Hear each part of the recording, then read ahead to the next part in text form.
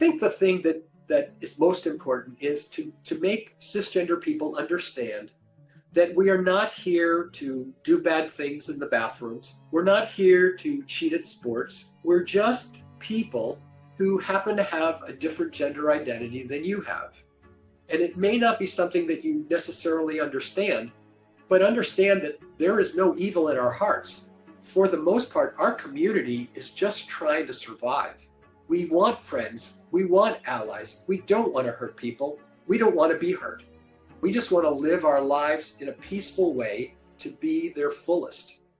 What do you really know about people who are born transgender? Have you ever met someone who's transgender? Well, if you're like me, you're curious but hesitant to ask questions.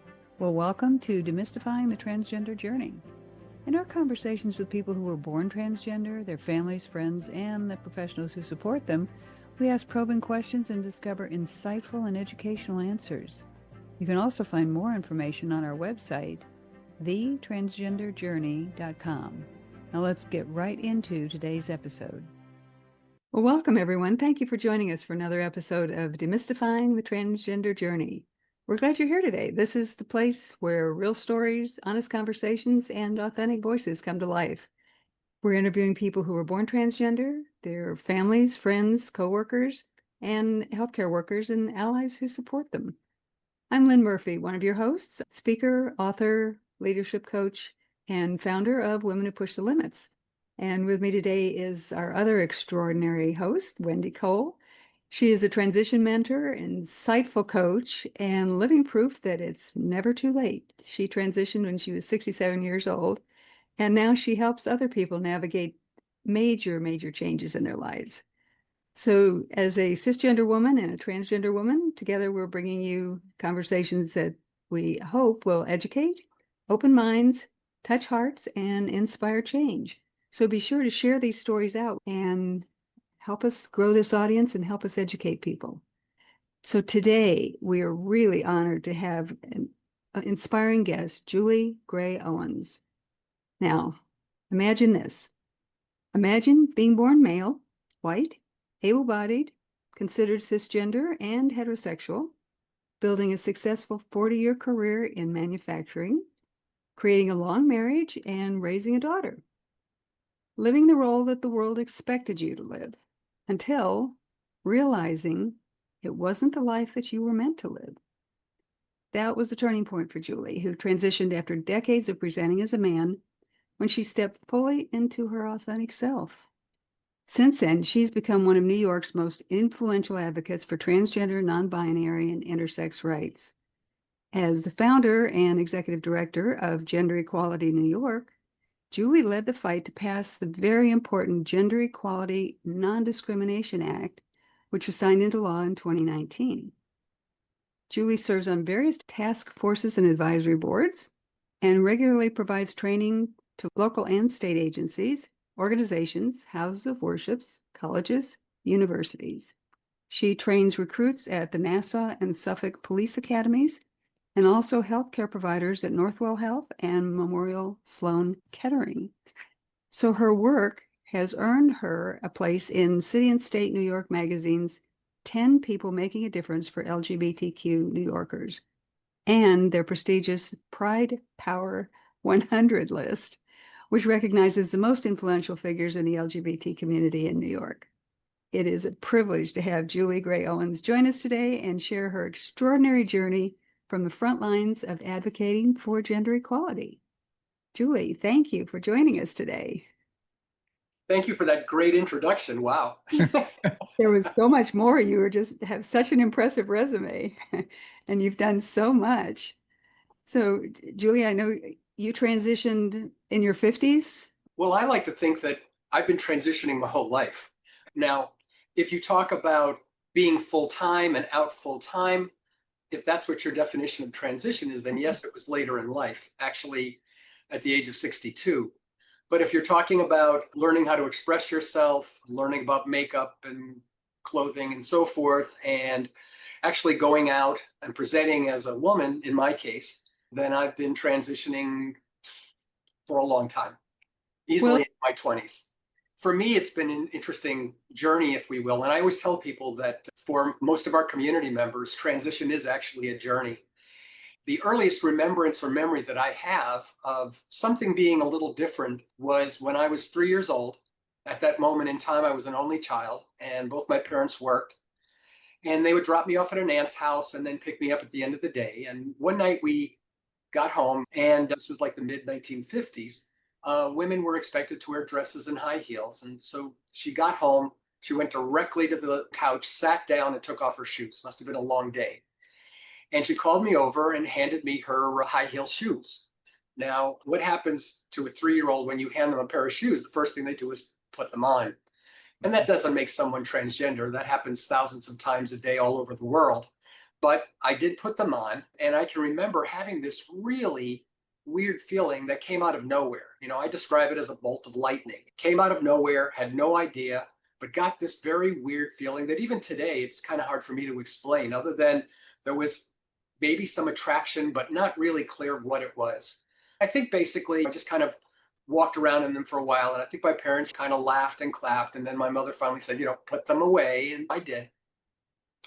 Fast forward another 4 years, I'm about 7 years old. Our family now includes a 3-year-old sister and a 1-year-old sister.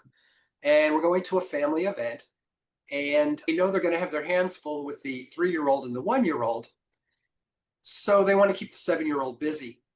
And they bought me an activity book that was based on the Disney movie that came out at the time, the Sleeping Beauty movie. And as I recall, it had everything. It was really thick. It had coloring.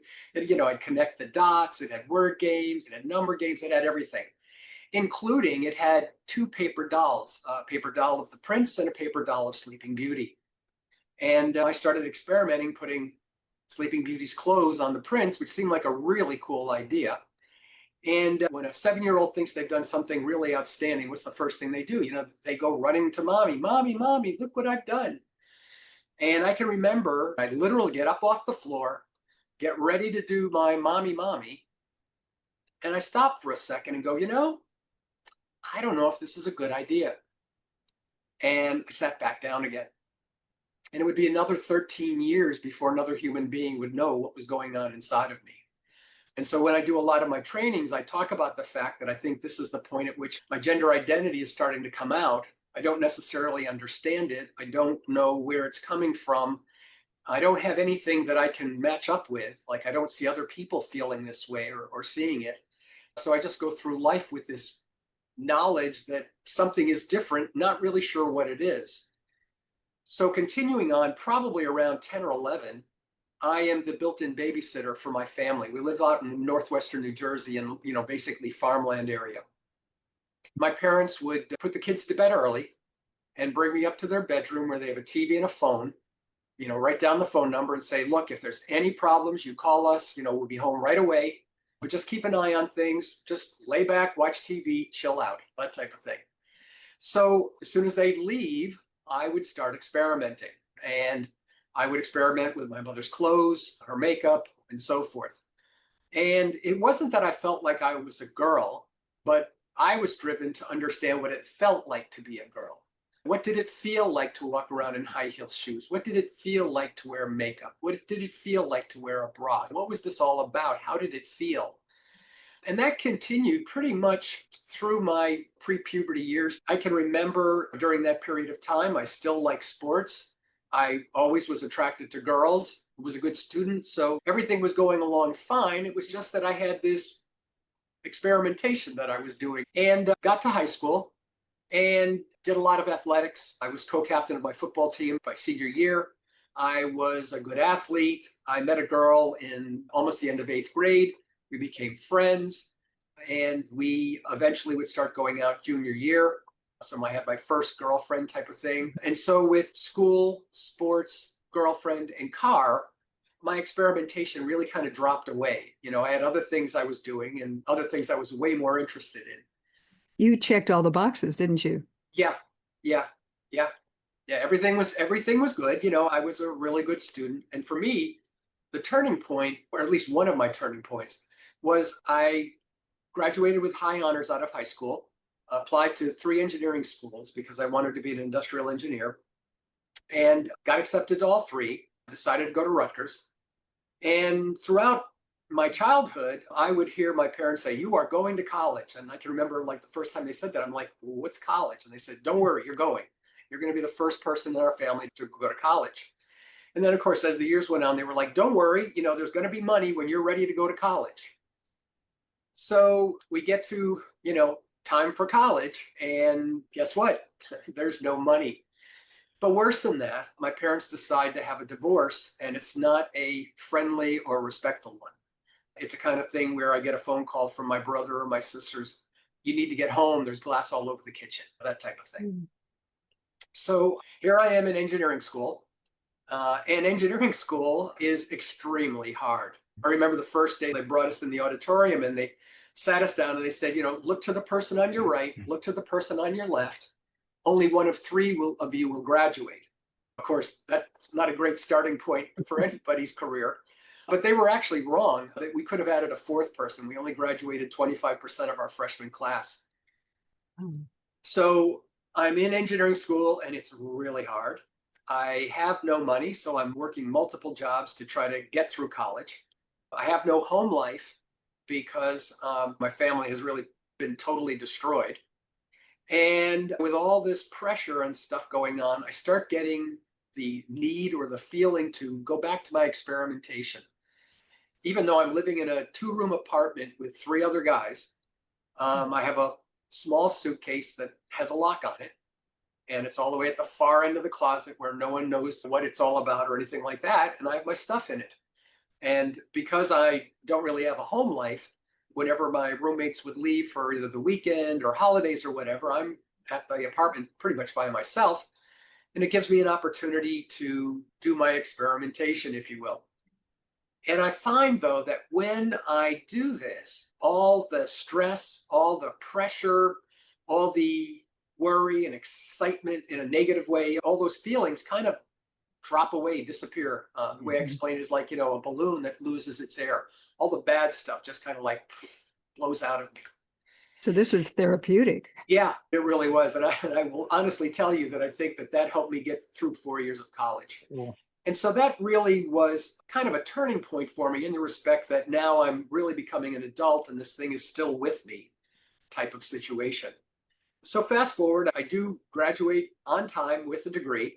I actually get recruited off campus with a Fortune 500 company and start to work, quickly pay off my bills because I didn't have that many because I had been working the whole time, and decided that it was time to get rid of this thing that I have.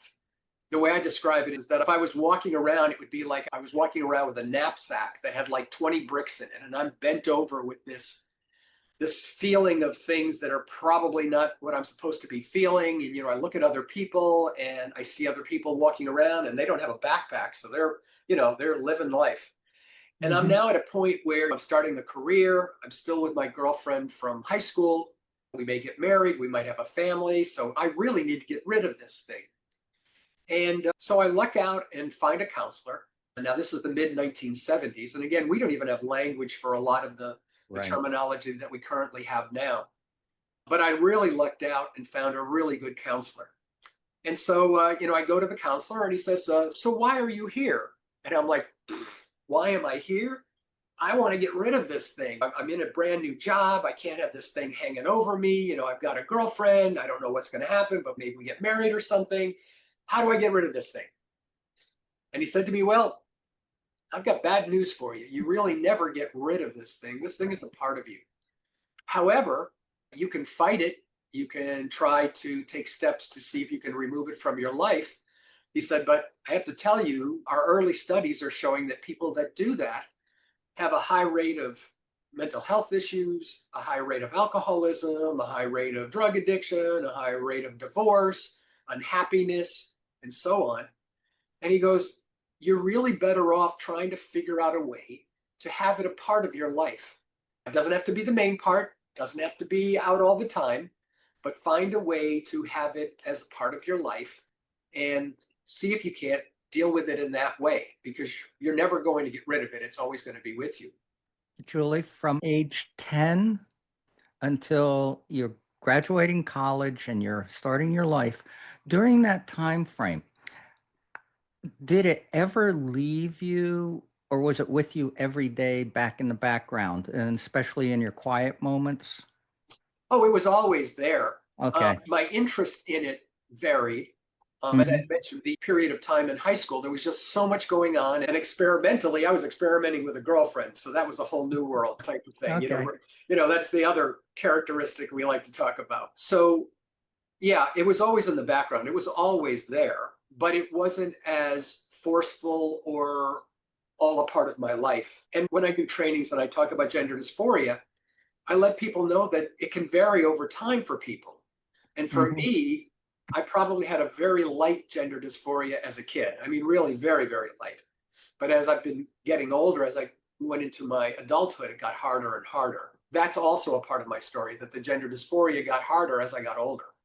Okay. Because So, mine started off very, very strong at a young age and did nothing but just build. right. Well, I was able to live my life, as Lynn mentioned, as a Hmm. cisgender male and successful in it. Just by being born male, you have privilege. By being born white, you have privilege. By being born able-bodied, being able to walk and run and jump and all that, those are all privileges that we're very lucky to have. Hmm. Then when you're assumed to be heterosexual because I'm attracted to women, you check off that box. And the fact is that no one ever thought that I was trans. They always thought I was cisgender. Hmm. I thought I might be a little funky, but they never got across the idea that there was a whole other thing going on inside of me. Did your And girlfriend ever figure that out, or did you ever share anything with your She was girlfriend? the first person in the whole wide world to even know about it. I came out to her when I was 20. So Hmm. she knew about it. It wasn't something she was super thrilled about, but on the other hand, it was something that we shared. And so it was accepted as long as it stayed our secret. Mhm. Um, and eventually that would be the downfall of our marriage, because as time went on, I started getting involved more and more in advocacy work and being more public in doing the advocacy work. And that really affected her. And unfortunately, you go through stages. If by some reason we were out and I looked really terrible, people would look at her and go, "Why are you with this weirdo?" And if I looked really good, people would go, "Oh, it's a lesbian couple." And Mhm. that would bother her as well. There was no happy medium to that whole thing. Right. But you were going out socially with her dressed as a female. Yeah, we went through that period of time before things started really getting serious by getting married, having a child. My career started sucking up a lot of time. We had a business on the side. So there was a lot going on. And that was really kind of like the next bridge I had to cross. There was a period of time in my 40s where I felt really smothered. There was just no time to get out. There was no time to be me, and really started feeling very, very negative. And what happened basically is my father was living down in Florida. He had emphysema. And I was pretty high up now as far as a level of my job responsibilities go. And yet, unfortunately, he would go in and out of pneumonia. And so, if you have emphysema and you have pneumonia, that's a good way to die, unfortunately. So I would have to stop what I was doing at work, fly down in an emergency situation, try to make sure that he was recovering, then stay with him while he got better, and then fly back to work. And it just got harder and harder to do. And I finally convinced him to come up and live with us. That was like 1999. And he lived with us for about a year before he passed away. Wonderful year. It was really a terrific year being with my dad and him with my family. But after that happened, it had a real impact on me. I don't know how other people take the passing of their parents. But for me, I looked at my dad's life, and he had me when he was 23. I was 47 at that point. And I looked at his life and I looked at my life, and he almost made it to 70. And, I don't have emphysema. I'm healthy. So how long will I live? Well, how about 90?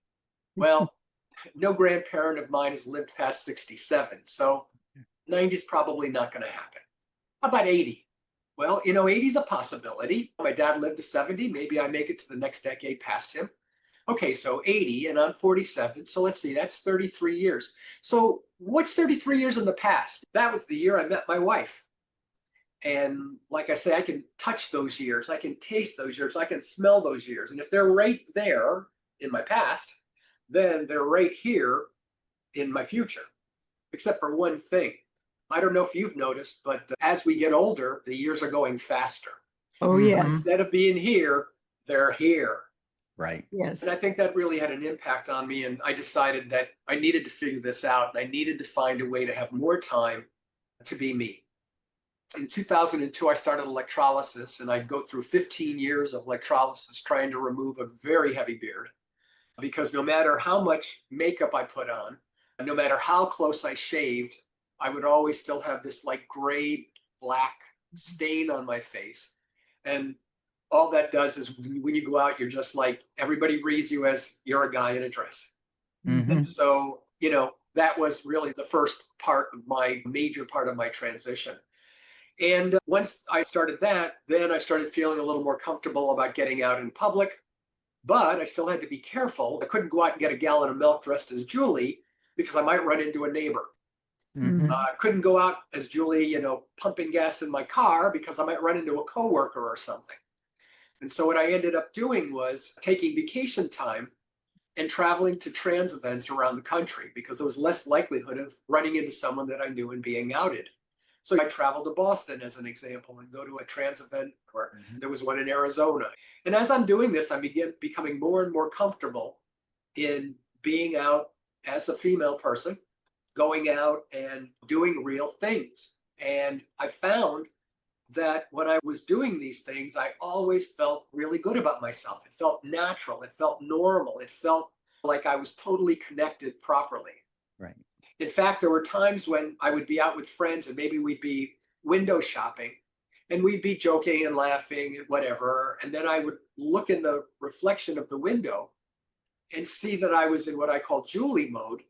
And it was like, oh man, I forgot that I was Julie, like kind of like a slap in the face, like, oh my God, you're out. And it felt natural. Yeah, it felt really natural. And I actually started flying on planes and things out in my vacation mode. So I would literally transition before getting on a plane. And just from that moment until after I landed, I'd be Julie the whole period, which to me was like the most wonderful thing in the world. I think people need to understand that feeling of I'll never be able to do it, really, you can do it. It just takes a little bit of guts. It takes a little bit of thought. And again, I had privilege because I had an education. I had a good job. Yes, I had a lot of responsibilities, but there was payoff for those responsibilities. And so that obviously helped me. But also one of the things that happened is as I was going to these conferences, I was learning more and more about the issues that my community faced as far as discrimination, bias, and even violence. And I made up my mind that I was going to work to try to see if I could change things. And that really started leading into my work as far as advocacy goes. And this is when you were still in male mode.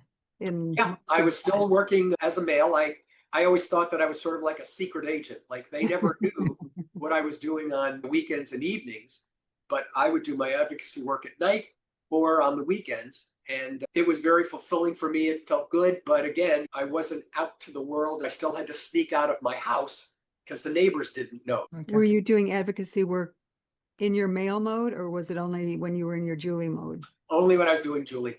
Okay, so yeah, we had to keep everything separate as much as possible. Because if you're a secret agent, you can't give out who you are.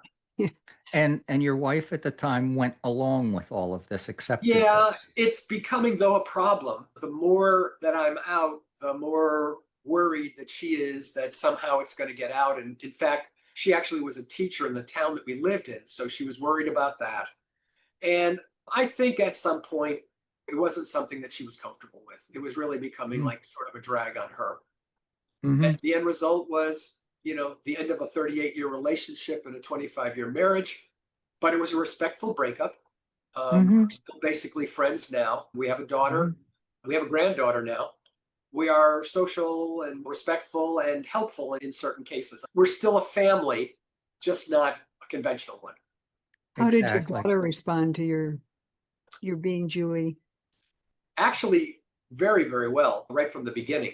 My daughter's an amazing person, but, as a kid, she was, always goofing off and everything else. And for some reason, we never could get her to fold clothes or, take clothes out of the dryer or anything. Finally, she started doing that. And then she decided to start putting the clothes away. And unfortunately, in one of my dresser drawers, I had pictures of me. And she came across the pictures and she went to her mother and went, I think there's a picture of a woman in dad's dresser, that type of thing. Right. And my wife said, let's talk about it when dad gets home. Your dad is not having an affair. Yes, yeah, exactly. And so I told her what was going on. And I explained that, a lot of my work is trying to help the community. And I think she was like 14 or 15 at the time. And it's funny because those words that I said, in a couple of years, she would tell me that she wanted to be a nutritionist because she wanted to help people. And I heard my words coming back at me, which was kind of cool. Right. Yeah. Even, I guess, in her later high school years, she came out as a lesbian. When she came out, then it was no big deal to you and your wife. It might have affected my wife a little bit. Did it? It did not affect me at all. Mhm. I mean, because I think, again, I think cisgender heterosexual people hope that they have cisgender heterosexual children. And those of us who are outside of that gender and sexuality norm are very accepting to others in the most cases. Right. Well, and then you were doing this advocacy and you were still working in your male mode. Yeah. Tell us what happened with your job. I guess one thing I'd like to insert, if I could, is when my wife and I divorced, I went through a really tough time because now it was like, this is somebody I was with for 38 years on a 25-year marriage. What's going to happen? How do I do this? How do I find maybe another person that I might be able to share my life with? And going to a gay club wasn't going to do me any good because I don't find men attractive. I know, I'll go to a lesbian club. Well, I'm going to generalize here, but basically, for the most part, a lesbian woman is a cisgender woman who's attracted to a cisgender woman. They're not really attracted to trans people. And so that was kind of discouraging for me. So I started going to church as Julie. I went to a Unitarian Universalist church. And again, I would always suggest people don't always know about UU churches, but they should. Almost all UU churches are very open and accepting. And if it's a place where you feel you might need some support, not only socially, but maybe spiritually, those are always a great place to go. Anyway, I ended up meeting my friend who happened to be a cisgender heterosexual woman who I thought was happily married. We became sort of gal pals. We'd go to an art gallery or on occasion we'd go see a movie or something. But as time went on, I found out that our marriage wasn't going well. And then as time went on, we both found out that we were starting to become attracted to each other. And I've actually now been with her 17 years. And next week, we are celebrating our 14th wedding anniversary. Oh, congratulations. Congratulations. Yep. And we got married at the church that I met her at, which was kind of neat too. So things were going really well. I was still working as a cisgender man in my profession. I was on weekends and evenings doing advocacy work. And here on Long Island, well, first of all, in New York State, in 2015, our community still did not have basic civil rights. So we could be discriminated against in employment, housing, and what they call public accommodations, which is public services. It's, eating at a restaurant, going to a zoo or a movie, it really doesn't matter. Whatever services that were public, we could be refused those services. And so in 2015, we were very lucky to be able to get a local township to try to pass a civil rights bill to protect transgender town workers. And this got to be a really big deal because, again, as I said, New York State still did not have its civil rights protections in place. And I went and spoke at the legislative meeting. The vote was taken. Believe it or not, in 2015, the law was passed unanimously by both Democrats and Republicans. So that was really a big deal. And we got coverage on page 2 of the Long Island Daily newspaper. I got interviewed on, we call it News 12. I don't know what other places in the world are, but it's the cable news network. And so I was interviewed. And unfortunately, someone who I had terminated for poor performance happened to watch News 12, saw Julie on the screen and went, wait a minute, I know who that is. Uh-huh. And they outed me to the company and I was fired the next day. That fast. That fast. And Wow. so they unfortunately fired the wrong trans person, because the first thing I did was I went and got myself a New York City lawyer. And the end result was we ended up with a settlement. Now, it wasn't lots of zeros or anything like that, but it was enough money to be able to live on it for about 18 months for my wife and I. So And you were already married to your second wife. I was already married to my second wife.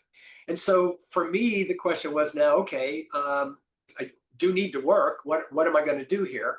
Do I go back and try to be a cisgender man? And the problem is that at that point I was 62. First of all, just getting hired at 62 is going to be a problem. And I have to be honest with you, I was shocked by that point. I really was. There was not a whole lot left in the tank. And both my daughter and my second wife were like, no, you are not going back to that work. You are going to do advocacy work. That's what you should be doing. Good And for so, you. yeah. And so, it's kind of funny. It's like, walking across the street, there's like stones, and you see the stones in the water, and you take a step and you stand on a step, one of the stones, and then you look to see, and there's another stone, and you find another one, and you find another one. And that's basically what happened. Soon after I was fired, literally like a week or two later, I was asked to speak at the marriage equality event that was going to be held the day that the Supreme Court determined whether marriage equality was going to be the law of the land or not. And we didn't know whether it was going to be a celebration or a demonstration. Turned out it was a celebration. And I was there, and they asked me to speak on transgender civil rights because, again, we didn't have them at that point in time. And so I ended up speaking in front of the Stonewall Inn, literally in front of thousands of people, my largest speaking audience ever. Speaking specifically, though, about the fact that the state still did not have transgender civil rights. So that happened. And then maybe a couple of weeks after that, a Long Island Community Fund, a person who worked with them, said there's a Unitarian Universalist fund that funds advocacy work, and we think that your work would be something we could put some money against. So I had never written a grant proposal before. It took me like 2 weeks to write it, put it together, sent it in, and by the end of the year, we received $15,000. Another step. And then during my advocacy work, I had joined an organization which was the New York State LGBT advocacy organization called Empire State Pride Agenda. And it was the largest state advocacy organization in the nation. No other state was bigger than Empire State Pride Agenda. However, once marriage equality was passed, gays and lesbians stopped putting money into the organization. And they literally closed up in 2015. And we still don't have our rights. So now everything is lost. The donor list is lost. The contacts are lost. The mailing list is lost. Everything is lost. And we're nowhere. We still don't have our civil rights. So I've been doing this now since probably 2003. 12 years, you get to meet people and know people. So I started reaching out to other trans advocates around the state, and we started holding what we call town halls around the state. I think we did 12 town halls across New York State in 8 different locations. And basically what we were doing is trying to build a mailing list, trying to find support, and also discuss exactly what our community needed, what they wanted. And that would literally be the beginning of Gender Equality New York, which we actually incorporated in 2018, and in early 2019, we received our 501c3 designation. And many of those advocates that I worked with back in 2017 are board members of what we call GENY, Gender Equality New York, GENY. And we work together to this day, working on stuff across the state, on legislative advocacy, on trying to empower our community, connect our community members across New York State, that type of thing. I love to see when the universe just presents these things to you. It's like, okay, it's time for you to be done with your job. Yeah. You got something else. Here you go. Just right on your path. It was like bing, bing, bing, bing. Really, really amazing. Well, I'm sure you were upset when you got fired. And oh yeah, that's a huge hit for someone who's as accomplished as you are, and I'm sure is invested in your work and doing. Yeah, and it was also those were going to be my retirement year dollars. Like now I was done. My daughter had been finished with college, so now it was like, okay, now all these years I'm just going to pack away money for my retirement. Yeah. Not going to happen. But look what you're doing now. And Yeah. I just love seeing those kinds of things happen. Yeah, and you never know. There's some saying or something that you have to be open to the universe for these Right. things to happen. Right. And if you're open to these things, it can happen. I mean, I like to think that if I think it, I can do it. I just have to Exactly. figure out the steps to get to where I want to be. That's a fundamental concept underlying all my coaching is life is about possibilities. Yeah. And you have to be open to see them. Yeah, exactly. Exactly. So how hard was it on you to live that? I'm thinking of it as a double life. You were a double agent or a secret agent. Yep. And you'd gone through a divorce, you'd gone through a marriage, you were still presenting as a man at work and presenting as Julie off time. How difficult was that for you to juggle that? I think the hardest part for me was when I would come back from like a week or 2 weeks vacation, and I had been in what I call Julie mode the whole time. And now, once that Monday morning is coming, everything's got to be stripped off. And I always felt like when I put on my male clothing, it was like putting on my armor, to go do battle. It was just clothing that I had to wear in order to protect myself. That's all it was.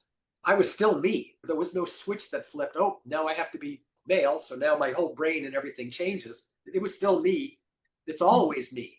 I did a training and someone said, so how does it feel to be a woman? And I'm like, no, I feel me. I tell people I'm a trans woman because it's easier for them to wrap their brain around it. But for me, my male name was Terry. So there's still a lot of Terry inside of Julie. I wouldn't be successful in the advocacy work that I do if it wasn't for the fact that there is Terry inside of me. Those life experiences are real. And I know, Wendy, I've seen a couple of your shows where you talk about the fact that we should be honoring who we were or who we presented as, because those life experiences are a part of the chemistry of who we are now. And it even enabled us to survive to get to this point in our lives where we could be openly ourselves. Yeah, absolutely. And I also believe very strongly that one of the reasons why I was successful in my male career was because there was always Julie in making those decisions. That had a major impact on how I did things, how I treated people, and how people wanted to work for me. Exactly. So then after you got fired, did you start Right. living authentically full time at that point? Then all the rules had to change at that point. And there was even like, I would say, a mental transition in realizing, you know what, this is it now. This is it. Right. It doesn't matter anymore. This is it. Everything, How did that feel then to be able to do that and not have to hide anymore? Believe it or not, I would say there might have been like 5% fear somewhere in that whole package. Like, I think there's always a little bit of fear, like, okay, here we go, that type of thing. But on the other hand, it was more like staking out your claim. Like, no, this is the way it has to be now. I turned 70, and part of my mission of turning 70 was that I'm going to get everything accomplished for me across the board. I'm not going to worry about anything at this point. And so I legally changed my name, got my license changed, I got my passport changed, I did my will, I did all the stuff you're supposed to do before you pass. I bought myself a cemetery plot. I got everything done. Like, that's it. Now every day is a blessing. Move forward and not worry about anything. Don't look back.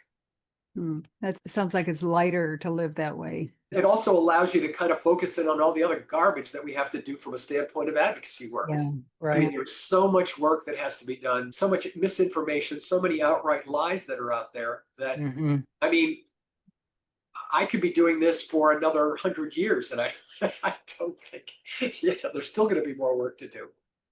Well, tell us what you're doing with GENY.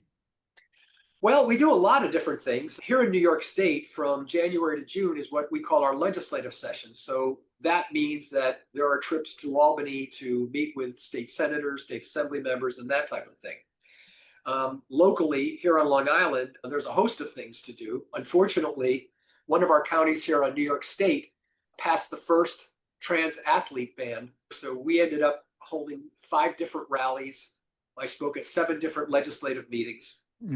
And I was really surprised because even those Democrats who were trying to stand up for us and talk in favor of our needs and so forth really were so uneducated and were using wrong terms, getting confused, and didn't know whether they were talking about trans men or trans women. And it was just a mishmash mess. Wow. So it's been over a year now. I have been going to county legislative meetings once a month. They have a period of public comment where everyone is given 3 minutes to talk. And in those 3 minutes, I do a Gender 101 training. So I've done like 3 minutes on gender identity. I've done 3 minutes on transition, like whatever the topic happens to be.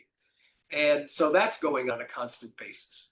Also, here on Long Island, as you had mentioned in my bio, I'm involved in a number of groups, specifically advising local elected officials about our community. I think it's wonderful that we have that. Here in New York, people are always grumbling about taxes, traffic, whatever.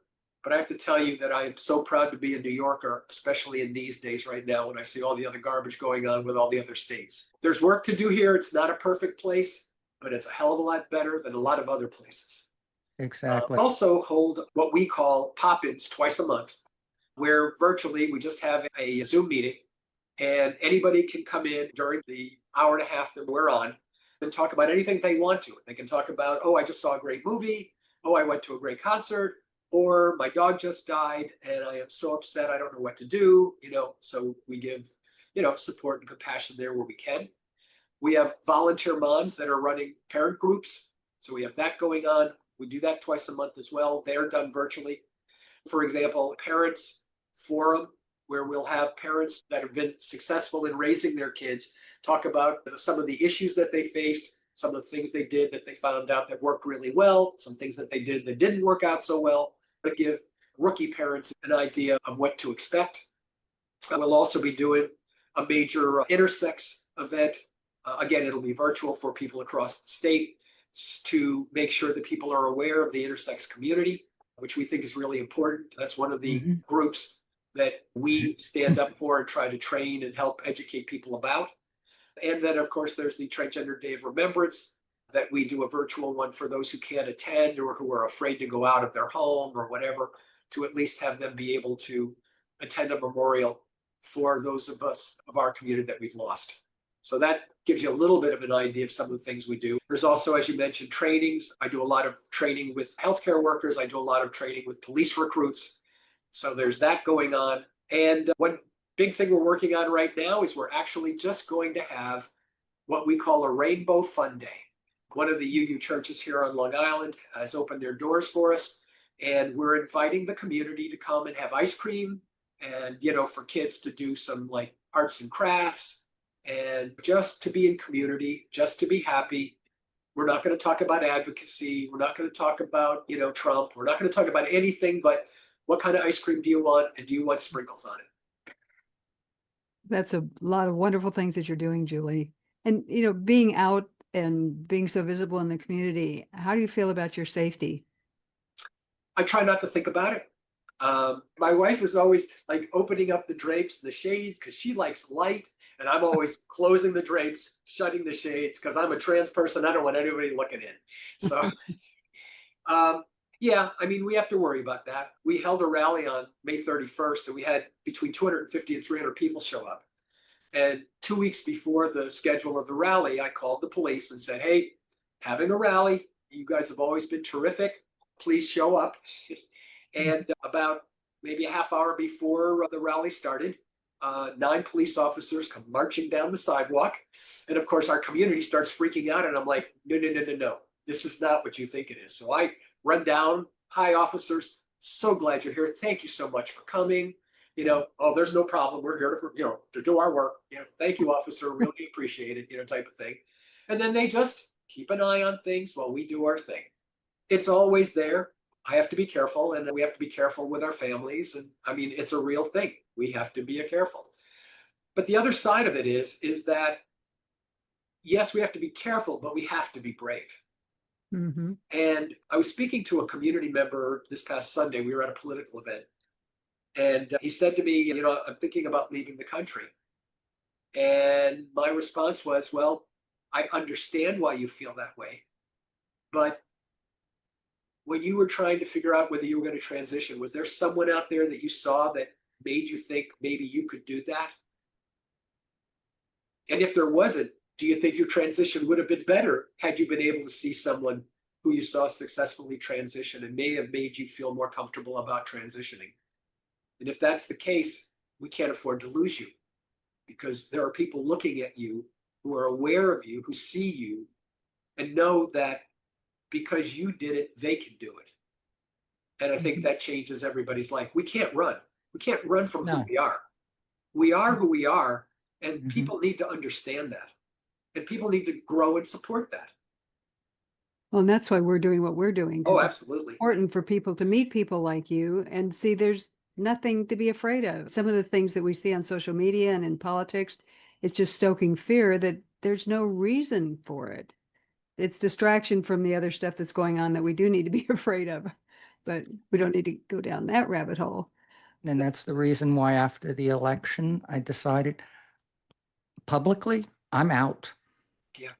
I'm out everywhere now. Yeah. And Yeah. I'm not hiding. I think the thing that people have to understand, especially now, is, we look back on Stonewall and some of the other steps. Those people had nothing.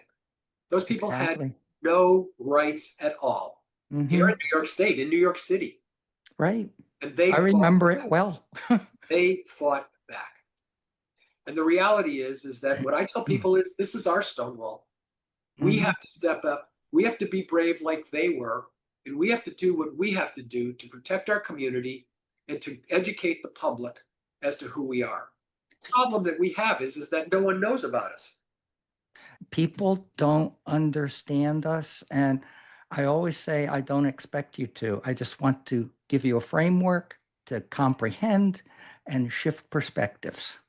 Well, part of my training is usually, when we talk about allyship, is to point out to them that they don't have to understand someone's gender identity or sexuality or whatever to respect it. Exactly. You don't have to understand it to respect it. People who are quote unquote against gay marriage, so don't marry a gay. Exactly. It's real simple. Just leave us alone. We look at it as there's a community of people, the general public, if you will. And maybe 20 to 30% of that general public, no matter what we do, we're never going to be able to change them. And there's another 20 or 30% on this end of the spectrum that will do anything for us, support us, want to know more about us, loving, wonderful people. So you take that 20% and you take that 20%, that's a total of 40%, which means in the middle, there's a 60%, what we call movable middle. And they can go in either direction depending on what they're told. Our job is to move them to our side. Exactly. And the way we're going to do it is by doing the work that you and Lynn are doing and the work that we're doing. Every day when I show up and people meet me and realize that, I transitioned, I was born transgender. Now they are actually engaging. And it's a lot more difficult to hate somebody if you know them as a person. It's funny because I just got done doing a 3-week road trip. And I went through North Carolina, Tennessee, Kentucky, and Alabama. Alabama because I wanted to go to the civil rights spots that are in Alabama. And I had 0 problems. But I was really contemplating bringing a little package of stickers with me. And every time I use the ladies' room, I put a little sticker that says, "Trans woman used this restroom and no one was harmed." I love it. Yeah, I was in North Carolina, Virginia. I had no problems whatsoever. It's one thing if we want to, stick out. I mean, God bless anybody who wants to do their gender expression. We're free to do whatever. Just understand that you're not always going to be accepted in every situation. And the more we can kind of like blend in, the better off we are. That's the word I prefer to, blending in. Yeah. Yeah. Doesn't change who we are, doesn't change our life experiences. But I also don't need a sign over my head that keeps blinking trans, trans, trans. I don't need that. Right. Because that's not, I'm me. Right. I don't need to be keyholed into this one thing. Now, the work that I do does do that, but it doesn't talk about the fact that I happen to be a big sports fan. It doesn't tap into the fact that I love cats. There's like all kinds of things that are a part of me that no one knows. And I just don't need this thing trans over my head. Just don't need it. Right. In your advocacy work, do you see any difference between men who are being advocates, regardless of whether they're transgender or not, and women who are advocates? Oh gosh, yes. Gosh, yes. Because you had to give up your man card. So I'm just wondering Yeah. what you see in that advocacy. Well, it's kind of funny because, the whole gender binary is based on men being like John Wayne, and even if a guy is like a little squishy, it's like, what's wrong with him? Why isn't he more of a man type of thing? And we have, of course, got the same thing with women. If they're not feminine, it's like, what's wrong with her? Like that type of thing. They don't fit the Ken and Barbie routine, do they? Yeah, exactly. I've had situations where I've seen men afraid to shake my hand because they're afraid of the trans cooties that might be transmitted through a handshake. Yeah. We're all contagious. Didn't you know that, Julie? When I was sitting in court in Doylestown getting my legal name change done, I had to stand in front of the courtroom, in front of the judge with my lawyer, announce that I was transgender and all of this other stuff. There was a whole script I was given in front of a Republican judge who I was told was going to do everything in his power to refuse me. And when I announced that and I turned and I walked back, the men that were sitting beside me couldn't get far enough away. Before that, there was no issue. I always tell the story when we're talking about gender identity of I've had a couple of cisgender men come up to me and go, so you dress like that to get a man? And I'm like, not really. I like women. So when did you decide to be male? What do you mean? I've always known I was a man. And I'm like, exactly. That's your gender identity. If that's true for you, why isn't it true for me? Like, exactly. Well, they think people choose to do this. It's a lifestyle. That's why I always phrase it as born transgender. No, I like that. I like the way you do that. Yeah. And leaves the word choice out of it. Yeah. No, it's not a lifestyle. It's not a choice. And you look at the number of medical associations and psychological associations that support the understanding of this experience, if you will. And, this is something that we have to keep pounding into people. Well, one of the things that we bring up is some of the studies are showing that transgender people's brains are shaped like the gender identity rather than the biological sex. Exactly. And when they check the MRI, the functioning of the brain, they find that the brain functions like the gender identity, not the biological sex. Because the brain differentiates at the same time the body differentiates, and they don't necessarily occur in sync. Exactly. And the other thing that I was fascinated with is all this scientific research and everything has brought forth the idea that, and the statistics, that 1 in every 1,000 people born are born transgender. There's a lot of people out there hiding. Oh, yeah. Well, even if you just take a look at, the Williams Institute, I think is 0.6%. Now, that sounds like a very small percentage, meaning 99.4% of the world is cisgender. But in New York State, when you take a look at those numbers, you're talking about hundreds of thousands of people. Exactly. Here on Long Island, and just in 2 counties, we have over 17,000 transgender people. Now, that number is probably larger because so many people are hiding under it. And the other part of it is that more and more kids are coming out as non-binary, which is still under that transgender umbrella. Right. So we know that the numbers are going to get larger, but what they're trying to do is erase us and make us fearful so that the rest of them don't come out. So we only see the tip of the iceberg rather than the whole iceberg. And Julie, you talk about, so many differences and a spectrum of the way people present and the way they live. You shared a metaphor with us the other day about how you refer to the Long Island Railroad as far as what it takes to transition and how people are transitioning in different ways. Can you share that with our audience?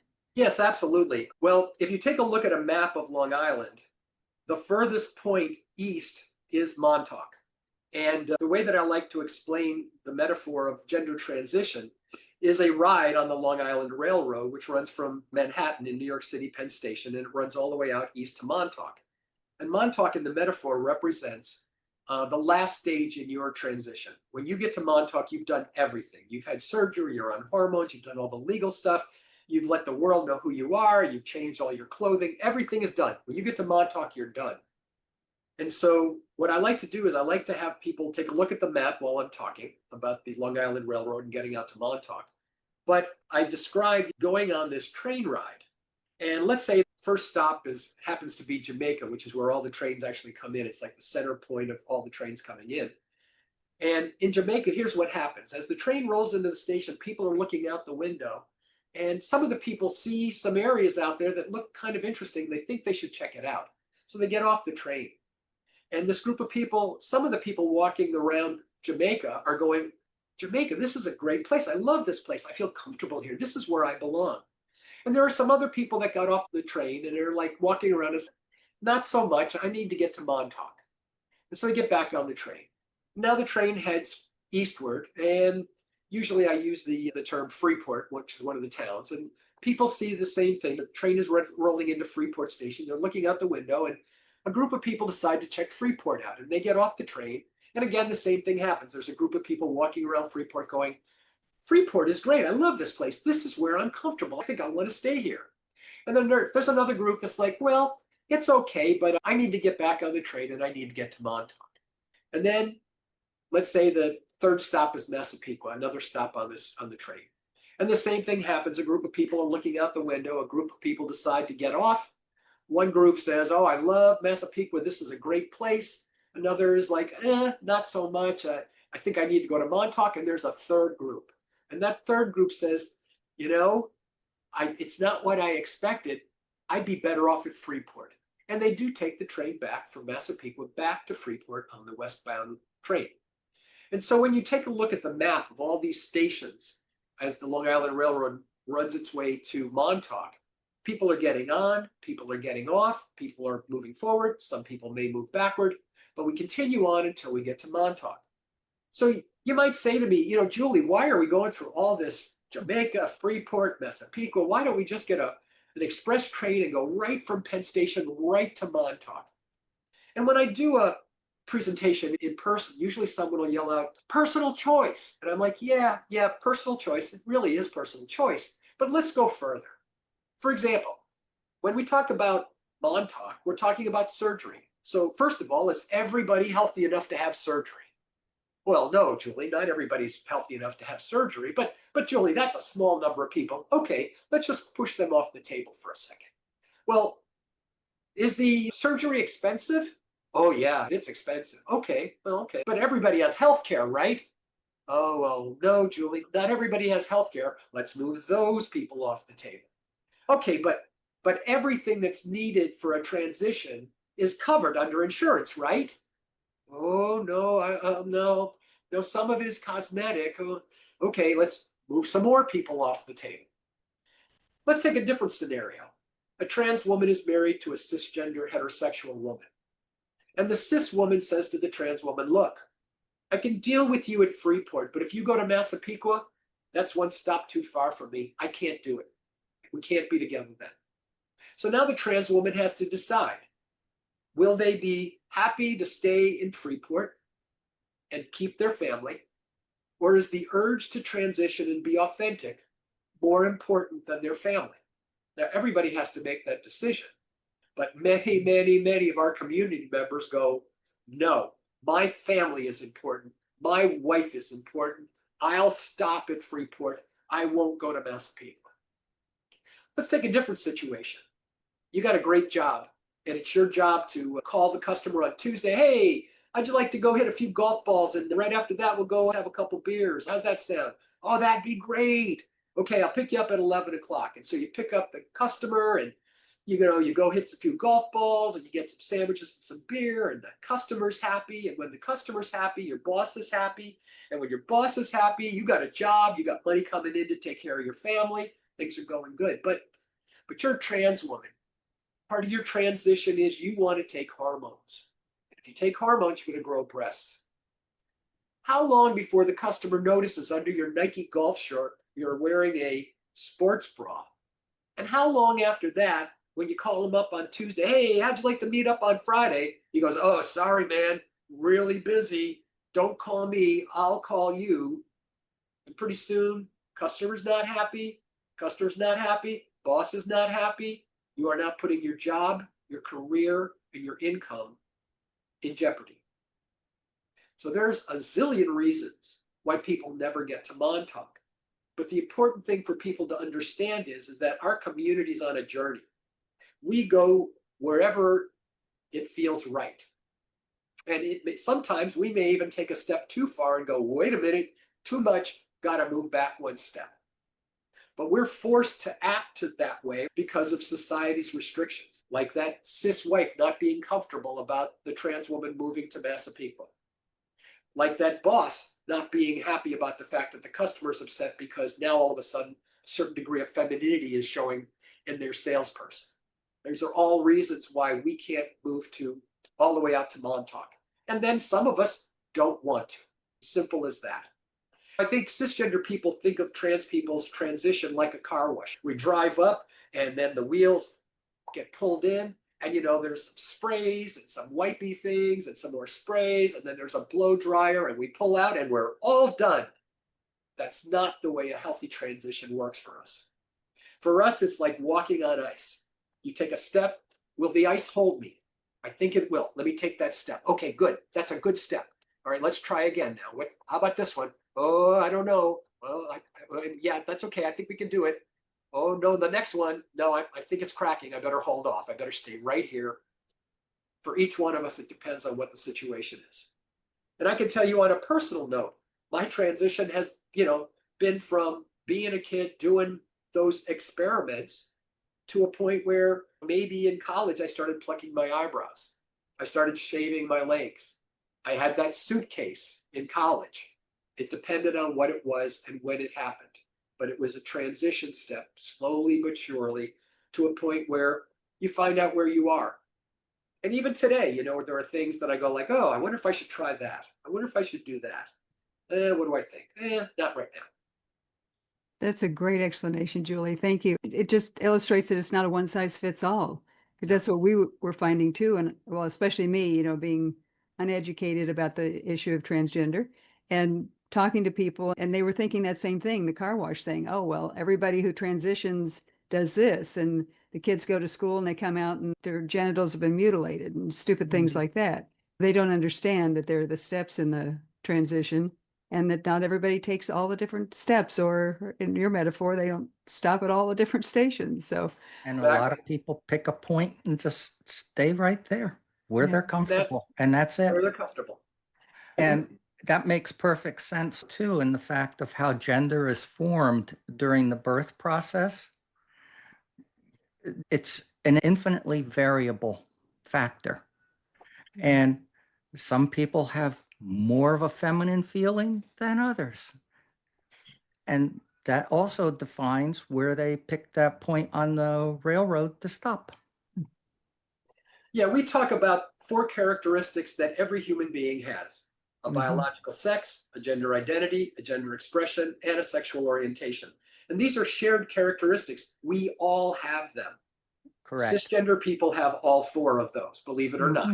Absolutely. When we show it on a screen, we show it as what we call a spectrum. And it's usually a line going in both directions. So if you're talking about gender identity, you have, man to the right, woman to the left, and it going in an infinite direction in both directions. And no one is absolutely one or the other. Exactly. And what we say is there's an infinite number of points on that line. There's a point for you and a point for me on that line. If you took 10 men and you measured testosterone levels of the 10 men, how many different testosterone levels would you get? 10. If you took 10 women and you measured estrogen levels in the women, how many different estrogen levels would you get? 10. So there's a lot of variation. And whether you're measuring genitals, whether you're measuring breasts, it doesn't really matter. It's all over the ballpark. That's the variation of human beings. Exactly. Well, and Julie, on your journey along this Long Island Railroad, what surprises you the most about it? For me, I guess the thing is that I think I'm always testing the ice. I'm always like, what would this feel like if I did this? For me, a big deal, I guess a year and a half ago, was I just got so disgusted with my own nails because they were always chipping and I was always busy. And so I was like rushing to an event or something, and I'm putting a little nail polish on the tips of my nails because they've been chipped up or whatever. I don't want to look like completely yucko. And I finally went, I'm done. I'm going to go get my nails done on a regular basis. And for me, it was just such a wonderful feeling all the time. So when you were young, you were trying to figure out what it felt like to be a woman. You were doing this experimentation. How does your life now differ from what you expected it to be? Or is it the same? I would say it's better. Better? Okay. It's better. I would say, as silly as that's going to sound, for example, I see a young mom dealing with their child. Maybe the child is acting up in the cereal aisle or whatever it happens to be. I can smile at the mom and the mom smiles back and it feels really good. Mm-hmm. And I know that if I was a man and I smiled at the woman, it would not be necessarily taken the same way. And so I feel Absolutely. really good about that. I feel really good about the fact that on occasion, someone will open the door for me. That feels really good. On this road trip, which was 24 hours a day, 22 days on the road, another woman would say, "Oh, sweetie, love your nails, love what you're wearing, whatever, blah, blah, blah, whatever it happens to be." And it would feel really good. So all those things are like positives. They're like little pieces of candy or something. I don't know how else to put it. It just feels really good. It doesn't change my love of hockey and football and baseball. It doesn't change that. It's just like little icing on the cake. It really just feels awfully good. And to a point now where just when I happen to look in the mirror and I'm washing my hands and I look at myself and I'm like, oh yeah, whoa. Like it's a constant reminder. I don't want to say I've made it because that sounds a little self-indulged, but Oh, but you have. yeah. Yeah. Celebrate. Yeah, Yeah. I did. And you feel Yeah. great about it. Yeah. And by no means am I in Montauk. I mean, that's also one of the nice things about when I do the trainings, when someone says, "So are you at Montauk?" And I go, "Nope, nope, nope." Do you want to be at Montauk? Nope. Nope. You're happy where you are. Yeah, yeah. Because, people have to understand that if you go to Montauk, that means you're having surgery, that means you're on hormones. That has impacts on your physical abilities. Mm-hmm. Leave it at that. Mm-hmm. Yeah. So with all you're doing, how do you stay grounded? By watching the Mets. That's a challenge. Still like those sports. Yeah. I've got an amazing second wife that has been an incredible ally, mentor, support system. Believe me, she calls me out all the time. And I'm grateful for that. And that's one of the reasons why, I was known as Juli Owens before I got married. But my wife, her last name is Gray, and I am honored to have Grey-Owens in that name because it was so impactful. It's wonderful that you found a relationship and have such a great relationship, and with your daughters too. Yeah, I'm really lucky. I really am lucky, and I know it, but I worked hard for it too. Yeah. Mm-hmm. And you're doing wonderful things that need to be done right now. Thank you for that. And Julie, thank you for this wonderful interview today. Is there anything else that you want to share with our audience about what it's like to be transgender, or what you want people to understand that you haven't already shared? Well, I think the thing that is most important is to make cisgender people understand that we are not here to do bad things in the bathrooms. We're not here to cheat at sports. We're just people who happen to have a different gender identity than you have. And it may not be something that you necessarily understand, but understand that there is no evil in our hearts. For the most part, our community is just trying to survive. And we want friends. We want allies. We don't want to hurt people. we don't want to be hurt. We just want to live our lives in a peaceful way, loving way. I think most trans people, if we could create the world that fit for us, there'd be no rules. There's no rules that women can't do this or can't do that, or that men can't cry, or that men can't do this or that. It would allow everyone to be their fullest. That wouldn't be restricted by rules. If you don't want cisgender men attacking women in bathrooms, then make them more private. If you're worried about people feeling embarrassed about things at locker rooms and changing rooms, then make them more private. That's all. Let's deal with the real human issue, not attack the community that brings up the issue. Yeah, no, that's beautiful. Thank you. Thank you very much, Julie. This was great. And I've Always a enjoyed pleasure. meeting you. Yes, it was great. And I hope we run into each other in the future. Julie, how do you want people to reach you? They can go to our website, Gender Equality New York. If you look it up on Google, you'll find it with no problem at all. We're also on Facebook. We also have Instagram. So there are ways of connecting with us there. Great. Julie, thank you so much for this today. And to our audience, thank you for joining us today. This has been a fascinating conversation with Juli Grey-Owens. I know you've loved this, so be sure and subscribe so that you get notification on the rest of our podcasts and YouTube videos. And comment, we will comment back. Really share this with people who don't really know. There's such a group, like Julie was talking about, that 60% in the middle that just really don't know what's going on. And so these are the real conversations that we're having to educate people. So share that out. Wendy and I have been your host today. I'm Lynn Murphy. Wendy Cole is your co-host. And we can't wait to see you on our next episode of Demystifying the Transgender Journey. Until then, remember, stay curious and stay kind. Thank you for joining us today on this episode of Demystifying the Transgender Journey. Remember to subscribe so you don't miss a single episode of our fascinating interviews.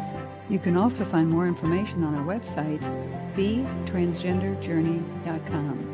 So until next time, stay curious and stay kind.